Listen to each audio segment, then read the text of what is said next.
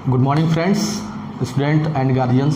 सबसे पहले तो अगर आप अभी तक सुरक्षित हैं तो शुभकामनाएं, और ऐसी ही शुभकामनाएं रोज़ चाहिए। तो सुरक्षित रहिए, स्वयं सुरक्षित रहिए इस वैश्विक महामारी के समय, और साथ साथ उससे ज़रूरी चीज़ अपने आस पड़ोस अपनी फैमिली को सुरक्षित रखें। तो सरकार की गाइडलाइन का पालन करें। तो देखिए, वहाँ भी केमिस्ट्री है और हमारा सब्जेक्ट भी है केमिस्ट्री, ठीक है। तो आज का टॉपिक जो है, जिसे हम लोग कोई भी चीज़ नई चीज़ जानते हैं, स्टार्ट करना हमको इनिशिएट करना है 10th और 10th+2 से। तो लेवल लो ही रखेंगे। और सबसे बेसिक चीज़, अगर आपको केमिस्ट्री के बारे में जानना है, जैसे किसी फैमिली के बारे में जानना होता है कि फलानी फैमिली कैसी है, तो उनके पर्टिकुलर हर आदमी के कैरेक्टर के बारे में आदमी जानना चाहता है। तो वही चीज़ यहाँ भी है। अगर हमको केमिस्ट्री समझनी है तो अभी तक जो डिस्कवर्ड एलिमेंट है 118, कितने हैं? 118 एलिमेंट्स के बारे में जानना पड़ेगा कि ये हैं क्या, उनका कैरेक्टर क्या है, उनकी प्रॉपर्टी क्या है। तो उनके बारे में अब सिंगल अगर सबके बारे में जानने की कोशिश करें तो बड़ा टाइम लग जाता है। तो इसीलिए पीरियोडिक टेबल, ठीक है, इसलिए हम पीरियोडिक टेबल की स्टडी करते हैं। और वो क्यों करते हैं, पीरियोडिक टेबल क्यों बनी, धीरे धीरे सब जान जाएंगे अभी। तो स्टार्ट करते हैं पीरियोडिक टेबल। और पीरियोडिक टेबल में सबसे पहले हम जानेंगे कि एलिमेंट्स क्या होते हैं। हमारी क्लास जो होगी वो CBSE बोर्ड और UP बोर्ड दोनों बेस्ड होगी। तो लैंग्वेज इंग्लिश और हिंदी दोनों, यानी इंग्लिश, ठीक, हिंदी और इंग्लिश इक्वल टू इंग्लिश दोनों रहेगा। तो एलिमेंट्स क्या होते हैं? एलिमेंट्स को हिंदी में बोलते हैं हम लोग तत्व। What are the elements, what is the definition? तो लगभग सबको ही पता होगा। 10th क्या, उससे पहले क्लास में भी हम, अगर साइंस सब्जेक्ट है तो उसमें तत्व की परिभाषा जरूर लिखी होती है कि तत्व किसे कहते हैं।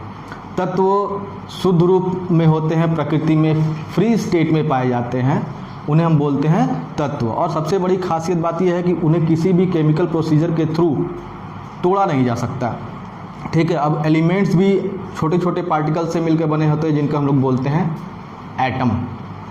क्या बोलते हैं? एटम। हिंदी में क्या बोलते हैं उसको?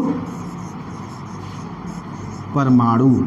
जैसे बायोलॉजी की बात कर दें तो हमारे शरीर की सबसे छोटी जो यूनिट सेल है, यूनिट जो होती है, उसको क्या बोलते हैं हम लोग? कोशिका, सेल। उसी तरह हम किसी भी तत्व के सबसे छोटी इकाई को हम लोग क्या बोलते हैं? परमाणु, एटम। एटम से ही मिलकर सारा कुछ बना है। हम बने हैं, हवा बनी है, लकड़ी, पानी, हवा, जो भी है, पूरा यूनिवर्स के पीछे एक ही रीज़न है, एटम, ठीक है। तो तत्व किससे मिलकर बने हैं? एटम। तत्व किसे कहते हैं? जो प्रकृति में, नेचर में फ्री स्टेट में पाए जाते हैं, जिनको किसी भी केमिकल प्रोसीजर के थ्रू ब्रेक नहीं किया सकता, उनको बोलते हैं हम लोग एलिमेंट्स। तो ये तो एलिमेंट्स की डिफिनीशन हो गई। अब इस पीरियोडिक टेबल, जिसकी की डिस्कवरी, खोज जो किया था, उनका नाम था मेंडलीफ, ठीक है। पूरा नाम था डिमिट्री मेंडलीफ।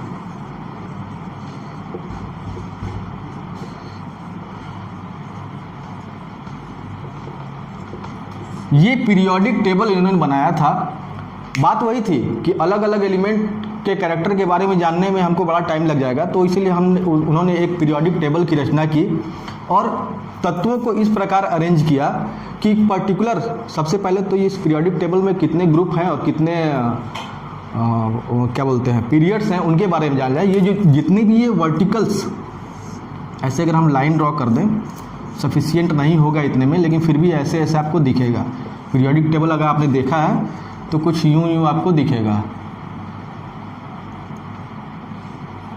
ठीक है। ऐसे ऐसे बने होंगे लाइंस, ठीक।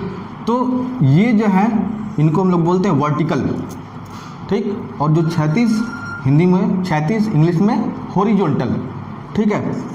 तो जो हॉरिजॉन्टल लाइंस हैं उनको हम लोग बोलते हैं पीरियड्स,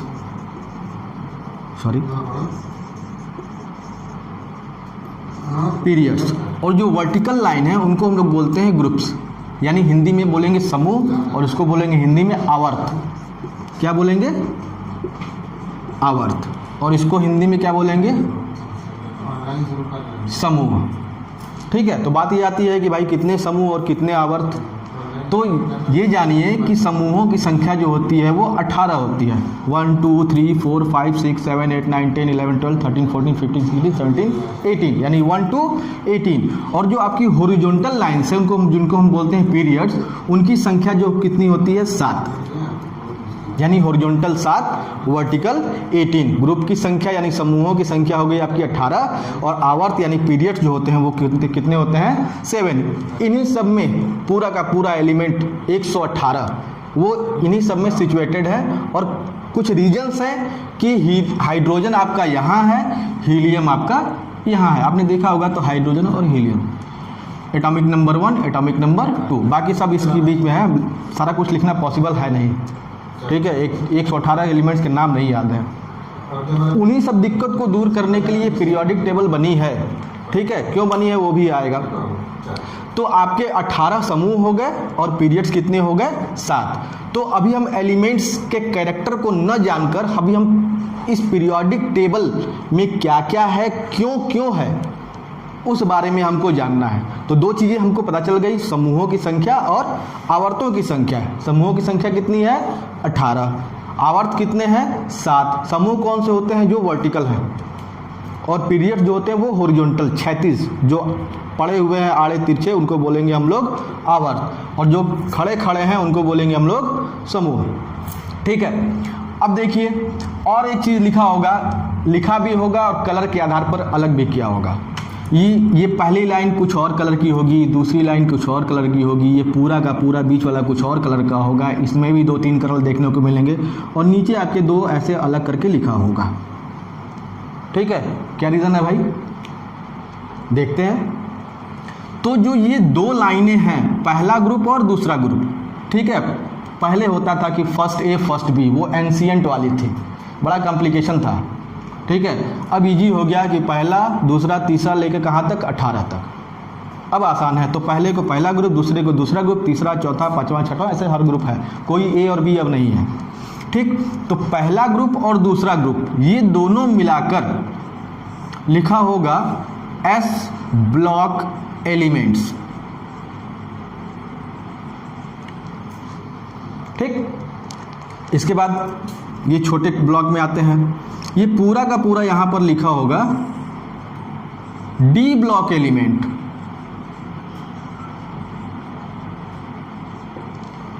अब इसके बगल में ये पूरा पी ब्लॉक एलिमेंट, और जो ये नीचे जो है वो लिखे होंगे एफ ब्लॉक एलिमेंट्स।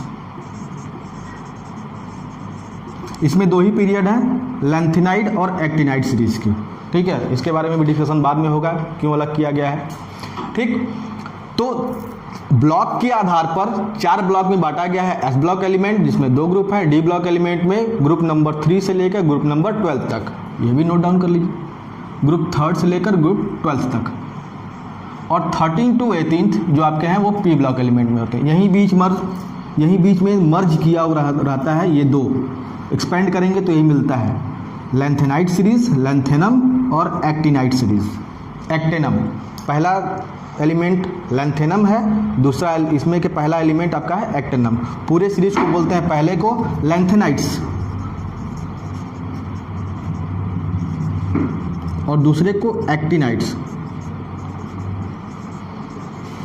ठीक है। क्यों बोलते हैं वो बाद में देखेंगे। तो वापस आते हैं फिर पीरियोडिक टेबल पर, टोटल एलिमेंट कितने हैं 118, ठीक। अब इस 118 में 2 क्लास डिवाइड कर लीजिए। पहली क्लास है, टोटल कितने होंगे 94 एलिमेंट्स, तो बचे कितने 24 एलिमेंट्स। भाई अब ये 94 और 24 क्लास 2 क्यों डिवाइड हो गया, तो ये जानिए कि जो टोटल 118 में से 94 एलिमेंट्स जो होते हैं वो नेचुरली ऑकर होते हैं, मतलब उनको किसी रिएक्शन उनको मतलब हमको पाने के लिए उन किसी रिएक्शंस की आवश्यकता नहीं पड़ती है, वो नेचर में नेचुरली ऑकर होते हैं। ये बात अलग है कि उनको निष्कर्षित करते हैं, एक्सट्रैक्ट करते हैं फ्रॉम देयर ओर्स, जैसे एल्यूमिनियम ओर से मिलता है बॉक्साइट्स, ठीक। अब जो बचे 24 वो एलिमेंट्स ऐसे एलिमेंट्स हैं जो किसी न्यूक्लियर रिएक्शन के थ्रू सिंथेसाइज किए जाते हैं, ऐसे नेचुरली नहीं होते। वो न्यूक्लियर रिएक्शंस के बीच में बनते हैं, उनके थ्रू सिंथेसाइज किए जाते हैं ये 24। ठीक है, इनमें से कुछ रेडियो एक्टिव एलिमेंट कहलाते हैं, हैवी मेटल्स, और 94 जो होते हैं वो नेचुरली आकर प्रकृति में पाए जाते हैं ऐसे फ्री स्टेट में।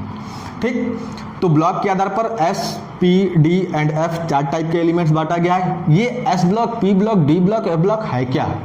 सबसे बड़ी बात तो ये है, अभी आगे बहुत कुछ है इसमें कि और किस किस क्लास में क्लासिफाइड कर सकते हैं इस पूरे पीरियोडिक टेबल के एलिमेंट्स को। तो फिलहाल पहला हमारा है ब्लॉक के आधार पर, तो S block, P block, D block और एफ ब्लॉक। ठीक, तो अब ब्लॉक क्या है भैया? तो ये जो ब्लॉक है, ब्लॉक के पहले एस, पी, डी, एफ हमने लिखा हुआ है, तो जनरली सबको आइडिया हो गया होगा, क्योंकि कुछ न कुछ आप लोग जानते होंगे, न जानते हैं तो हमारा बताना काम है, यहाँ पर मैं हूँ। तो एस ब्लॉक जो एलिमेंट है उसका मतलब होता है, एस का मतलब यहाँ पर ब्लॉक जो लिखा है वो ऑर्बिटल है, एस ऑर्बिटल। अब भाई ऑर्बिटल सबको पता है, ऑर्बिटल्स क्या होते हैं? ऑर्बिटल्स या ऑर्बिटल्स अलग अलग प्रोनाउंसिएट करते हैं, ऑर्बिटल्स ही बोल लेते हैं। ऑर्बिटल्स क्या होते हैं? The region in which the finding of electrons is maximum, वह एरिया जहाँ पर इलेक्ट्रॉन के पाए जाने की प्रोबेबिलिटी मैक्सिमम होती है या इलेक्ट्रॉन पाए जाते हैं, उनको बोलते हैं हम लोग ऑर्बिटल्स। ठीक है, वह बाउंडेड एरिया होता है, हालांकि कोई डेफिनिट फिजिकल बाउंड्री नहीं होती, जितना भी है सारा एक्स-रे डिफ्रेक्शन के थ्रू हमारा ये मेजरमेंट है। ठीक है, तो ऑर्बिटल्स वह एरिया, वह रीजन होता है जहाँ पर इलेक्ट्रॉन के पाए जाने की प्रोबेबिलिटी होती है मैक्सिमम, उसको बोलते हैं हम लोग ऑर्बिटल्स। और ऑर्बिटल्स 4 टाइप के, S, P, D and F. अब एस, पी, डी, एफ ये तो शॉर्ट फॉर्म है, एब्रिविएट करेंगे तो क्या होगा? S is stand for sharp, ठीक है, P is stand for principal, D is stand for diffused and F is stand for fundamental. ठीक है, सबके नेम का पहला letter S, P, D and F. ठीक है, S orbital, P orbital, D orbital, F orbital. ठीक, तो अब आपको अंदाजा लग गया होगा कि एस, पी, डी, एफ यहाँ पर क्या लिखा हुआ है, ये ऑर्बिटल्स के बारे में लिखा हुआ है। लेकिन एलिमेंट्स और ऑर्बिटल्स यहाँ पर फिलहाल में क्या रिलेशन है? तो ये एलिमेंट्स, जो कोई एलिमेंट जो एस ऑर्बिटल का होगा, कहने का मतलब है उसका आउटर मोस्ट इलेक्ट्रॉन। भाई एलिमेंट्स एटम से मिलकर बने होते हैं, एटम्स किससे मिलकर बने होते हैं? इलेक्ट्रॉन, प्रोटॉन और न्यूट्रॉन से। ठीक है, तो एटम में के न्यूक्लियस में क्या होता है? प्रोटॉन और न्यूट्रॉन। न्यूक्लियस पॉजिटिवली चार्ज होता है और इलेक्ट्रॉन उस न्यूक्लियस के चारों तरफ इलेप्टिकल और सर्कुलर पाथ पर क्या करता है? चक्कर लगाता है, जैसे पृथ्वी चक्कर लगाती है सूर्य के, सेम वही चीज़ आपका एटम का कॉन्सेप्ट है। ठीक है, तो हम इलेक्ट्रॉन की बात कर रहे हैं कि जो किसी एटम का आउटर मोस्ट इलेक्ट्रॉन, ठीक, ऑर्बिट और ऑर्बिटल। अब यहाँ पर फिर एक कॉन्सेप्ट आ गया, ये न्यूक्लियस है जिसमें प्रोटॉन है और न्यूट्रॉन है एक एटम का, उसके चारों तरफ कई सारे ऑर्बिट होते हैं, ऑर्बिट होते हैं, अभी ऑर्बिटल नहीं, ऑर्बिट। ऑर्बिट कक्षा, उपग्रह छोड़ते हैं ना ऑर्बिट में, ठीक है, तो ये ऑर्बिट है। ठीक, आपने देखा होगा के लिखा होता है, एल लिखा होता है, एम लिखा होता है, एन लिखा होता है, के एल एम एन। अब पर्टिकुलर ऑर्बिट में ये एक एटम का न्यूक्लियस है, उसके चारों तरफ की ये कक्षाएं हैं।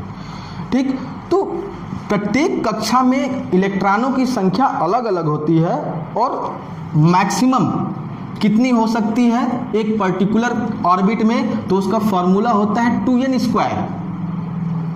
ठीक है, जहां पर n जो है वो काउंटिंग नंबर होता है, क्योंकि हम यहां पर एनर्जी लेवल दिखाते हैं। इस पूरे यूनिवर्स में ऐसा कोई मैटर नहीं है, ऐसी कोई वस्तु नहीं है जिसका एनर्जी लेवल बिल्कुल जीरो हो, ये मान के चलिए नहीं, ये सत्य है। ठीक है, ऐसी कोई वस्तु नहीं है, चाहे वो सजीव हो चाहे निर्जीव हो, जिसकी एनर्जी लेवल जीरो हो। प्रत्येक चीज़ में कुछ न कुछ एनर्जी किसी न किसी फॉर्म में निहित होती है, फिजिक्स के हिसाब से भी कह सकते हैं। फिलहाल हम यहाँ पर पढ़ रहे हैं केमिस्ट्री। तो एनर्जी लेवल कभी जीरो नहीं हो सकती। एनर्जी लेवल की स्टार्टिंग कहाँ से स्टार्ट होती है? 1 से। ठीक है, तो where n equal to energy level and started from 1 2 3 4 ... and so on. Now we put the value of n in the given formula. We get the number of electrons in the first orbit, maximum number of electrons in first orbit. We put n is equal to 1, then we get the number of electrons in first orbit will be 2.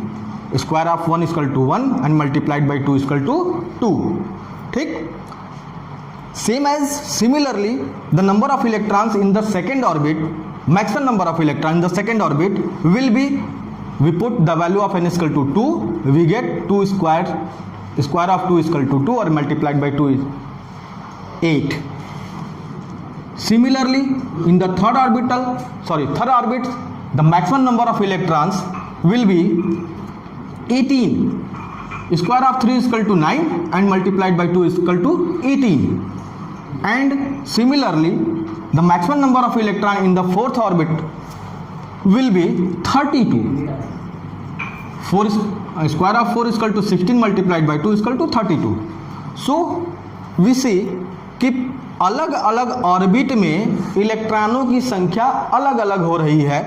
अब इसी के आधार पर हम ये देखते हैं कि सबसे बाहरी कक्षा में कितने इलेक्ट्रॉन हैं और सबसे बाहरी कक्षा में जो इलेक्ट्रॉन है वो किस ऑर्बिटल में है। अब वापस आ जाता है ऑर्बिटल में। सपोज दैट हाइड्रोजन है, सबको पता है कि हाइड्रोजन में नंबर ऑफ इलेक्ट्रॉन्स कितना होता है, केवल एक मोनो इलेक्ट्रॉनिक एटम होता है हाइड्रोजन।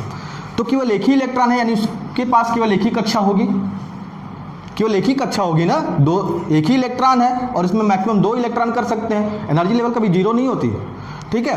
तो वो जो इलेक्ट्रॉन होगा वो पहली कक्षा में ही होगा। आगे बढ़ते हैं हम लोग लिथियम की तरफ। लिथियम का इलेक्ट्रॉनिक नंबर कितना होता है, 3, ठीक।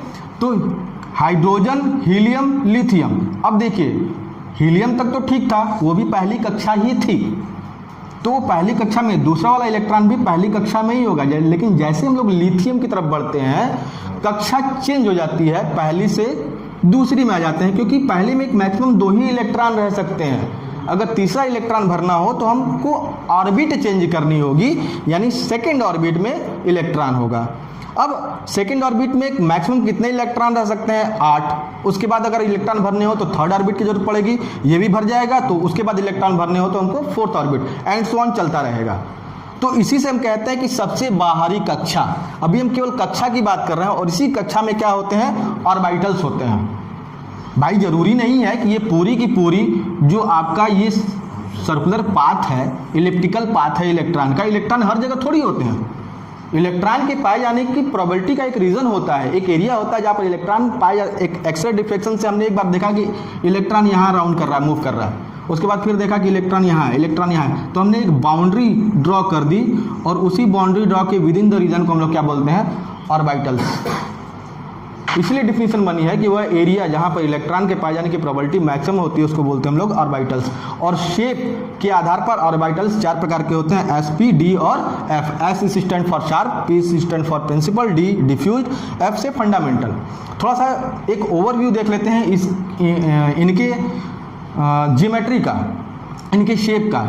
जो एस ऑर्बिटल का शेप होता है वो सिमेट्रिकल होता है, सिमेट्रिकली स्फेरिकल। आपने गोला देखा होगा, बॉल देखा होगा, वो हर जगह से बराबर होता है, सेंटर होता है, उसके चारों तरफ क्या होती है, रेडियस बराबर होती है, ठीक है। तो उसको बोलते हैं हम लोग सिमेट्रिकली स्फेरिकल, ठीक। उसके बाद पी ऑर्बिटल, डम्बल ज्योमेट्री होती है पी ऑर्बिटल की। डी ऑर्बिटल की ज्योमेट्री जो होती है वो डबल डम्बल होती है, डम्बेल ये। और एफ ऑर्बिटल की ज्योमेट्री जो होती है वो बहुत कॉम्प्लिकेटेड होती है, ओरिएंटेशन बता देंगे बाद में, अभी फिलहाल ये जानिए कि एस ऑर्बिटल का जो ओरिएंटेशन होता है वो 1 टाइप से होता है, पी ऑर्बिटल का ओरिएंटेशन 3 टाइप से होता है, एफ ऑर्बिटल का ओरिएंटेशन 5 टाइप से होता, डी ऑर्बिटल का 5 टाइप से होता है, और एफ ऑर्बिटल का होता है वो 7 टाइप से होता है ओरिएंटेशन। इसी के आधार पर हम लोग maximum number of electron in a particular orbital हम लोग रखते हैं। एक सब सेल में मैक्सिमम नंबर ऑफ इलेक्ट्रॉन 2 ही हो सकते हैं, वो भी अपोजिट स्पिन के, तभी उनका नेट मैग्नेटिक मोमेंट कितना होगा, 0। एक क्लॉकवाइज रोटेट करेगा, दूसरा एंटी क्लॉकवाइज रोटेट करेगा। दोनों की मैग्नेटिक मोमेंट का मैग्नीट्यूड जो होता है वो अपोजिट होता है, एक का पॉजिटिव होता है, दूसरे का निगेटिव होता है, और दोनों एक दूसरे को कैंसिल कर देते हैं। वही जो सिचुएशन होती है वो मैक्सिमम स्टेबिलिटी की होती है, यानी रिएक्टिविटी बिल्कुल नहीं है, स्टेबिलिटी मैक्सिमम है। केमिस्ट्री में रिएक्टिविटी और स्टेबिलिटी का बहुत मेन रोल है, और सारा कुछ गेम इसी पर है कि स्टेबल होना चाह रहा है एक एलिमेंट। बॉन्ड क्यों बनता है भाई? कोई भी एलिमेंट अपने आप को स्टेबल करना चाहता है, इसलिए वो बॉन्ड बनाता है दूसरे एलिमेंट के साथ मिलकर। अगर वो पर्टिकुलर पहले से ही वो स्टेबल है कंडीशन में, तो वो बॉन्ड नहीं बनाएगा। जैसे सबसे लास्ट वाले, इनको नोबल गैस बोलते हैं। नोबल से पहले इनका नाम था अक्रिय, इनर्ट। इनर्ट से हटकर नोबल क्यों पड़ा, उसके बारे में भी चर्चा होगी। फिलहाल तो एक सब सेल में मैक्सिमम 2 इलेक्ट्रॉन्स, और वो भी अपोजिट स्पिन के, ठीक है। और तो इसमें मैक्सिमम नंबर ऑफ इलेक्ट्रॉन कितने हो सकते हैं? मैक्सिमम इलेक्ट्रॉन, एक ओरिएंटेशन है तो 1 मल्टीप्लाइड बाई 2 यानी कितना? 2। इसके ओरिएंटेशन टाइप कितने हैं? 3 टाइप से।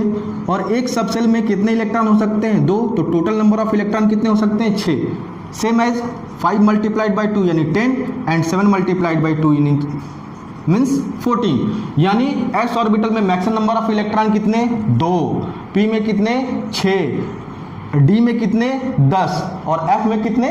14। ठीक है, ओरिएंटेशन के हिसाब से। तो फिलहाल थोड़ा सा अपने टॉपिक से थोड़ा सा दूर आ गए हम केवल ये बताना चाह रहे हैं कि S block, P block, D block और एफ ब्लॉक क्यों है, लेकिन थोड़ा सा रिलेट करना था कि ऑर्बिटल क्या होते हैं। ठीक, तो सबसे बाहरी कक्षा में इलेक्ट्रॉन किस ऑर्बिटल में है, उस हिसाब से यहाँ पर एलिमेंट सिचुएट हैं। जैसे हम एस ऑर्बिटल में 2 ग्रुप होते हैं, पहला और दूसरा। तो ये पता हो जाना चाहिए कि इनमें जो जो एलिमेंट है उनके सबसे बाहरी कक्षा का जो इलेक्ट्रॉन है वो किस ऑर्बिटल में जाएगा? एस ऑर्बिटल में। इसी तरह अगर कोई एलिमेंट पी ब्लॉक का है, यानी उसके सबसे बाहरी कक्षा का इलेक्ट्रॉन किस ऑर्बिटल में है? पी ऑर्बिटल में। डी ब्लॉक एलिमेंट में डी ब्लॉक में जाएगा, और एफ ब्लॉक एलिमेंट में सबसे बाहरी कक्षा का इलेक्ट्रॉन कहाँ होगा? एफ ब्लॉक में होगा। ये है आपका block wise classification of the periodic table, elements in the periodic table. ठीक है, क्लियर? ब्लॉक वाइज क्यों हुआ? अब थोड़ा सा हम लोग आगे बढ़ते हैं, देखते हैं एलिमेंट्स का नेचर।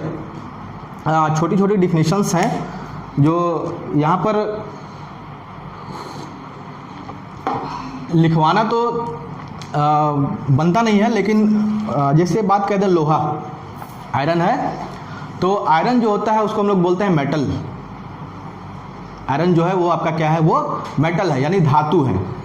कोई भी अगर आपकी क्लोरीन है तो उसको हम लोग बोलते हैं गैस। हाइड्रोजन जो है वो गैस है, ऑक्सीजन जो है वो गैस है। एक तरह से उसको हम लोग बोलते हैं वो नॉन मेटल। भाई आपके सब्सटेंस के 3 फॉर्म मेनली, सॉलिड, लिक्विड और गैस, यानी ठोस, द्रव और गैस। लेकिन हम मेटल नॉन मेटल की बात करते हैं तो मेटल की डिफिनेशन क्या होती है? प्रत्येक वो चीज़ जो हार्ड है, रिजिड है, जिसमें चमक होती है, जिसको खींचकर तार बना सकते हैं, उनको हम लोग मेटल बोलते हैं। ये फिजिकल डिफिनीशन के हिसाब से है। थोड़ा सा केमिकल डिफिनीशन की बात कर दें तो मेटल्स क्या होते हैं? इलेक्ट्रोपॉजिटिव एलिमेंट्स होते हैं। ठीक है, तो आपका ये पीरियोडिक टेबल है, और हम पीरियोडिक टेबल की तरफ फेस करके खड़े हो जाएं तो ये हमारा जो हाथ है वो राइट हैंड है, और ये हाथ जो है वो आपका लेफ्ट हैंड है।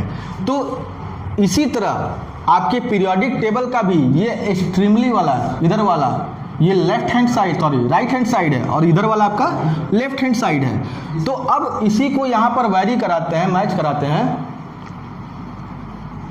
कराते हैं। तो आपके जो एक्सट्रीमली लेफ्ट वाले हैं उन एलिमेंट्स का नेचर जो होता है वो मेटल होता है। ठीक है, और जैसे जैसे राइट की तरफ मूव करते हैं एलिमेंट्स का नेचर जो होता है वो किस में बदल जाता है? नॉन मेटल्स की तरफ हो जाता है, जिनमें कि गैस आते हैं, गैसेस फॉर्म के एलिमेंट्स आते हैं। ठीक है, बीच में आपकी जो डी ब्लॉक एलिमेंट है उनको हम लोग बोलते हैं ट्रांजिशन मेटल।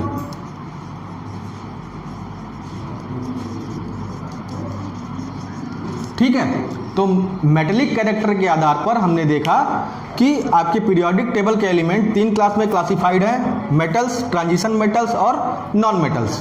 ठीक है, तो फिलहाल बच्चों आज के लिए इतना ही। तो पीरियोडिक टेबल के क्लासिफिकेशन में बहुत कुछ है अभी जिसको हमें जानना है। तो फिलहाल इस वीडियो में इतना ही। आई होप हेल्पफुल रहा हो, तो लाइक कीजिए, सब्सक्राइब कीजिए हमारे और आपके खुद का चैनल सरताज कैंपस। ठीक है, अगली वीडियो जल्द ही आएगी टुमारो। तो सुरक्षित रहिए, खुद को सुरक्षित रखिए, अपने फैमिली को सुरक्षित रखिए, अपने आस पड़ोस को सुरक्षित रखिए। ठीक।